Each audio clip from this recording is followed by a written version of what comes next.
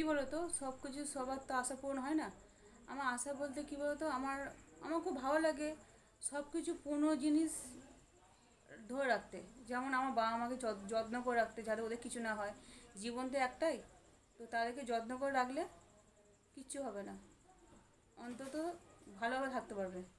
আমার যেমন জামা কাপড় আছে, আমি যে জামা কাপড়গুলো পরি, আমি যে পরি, সেগুলো সব যত্নে রাখা। আমার একদম ভালো লাগে না নতুনভাবে নিজেকে তৈরি করতে। আমার যেরকম পুরনো জিনিস ছিল সেমভাবে যেভাবে চলতে ছোটোবেলা থেকে, আমি সেম সেম আমি ওরকমই আছি, কোনো রকম আমার মধ্যে চেঞ্জেস নেই। আমার ভালোও লাগে না চেঞ্জ হতে। আর আমার এখনও পর্যন্ত সেই পুরনো জামা কাপড়, বাচ্চা বেলার পুতুল, মানে যেভাবে থাকতাম ছোটোবেলায় আমি।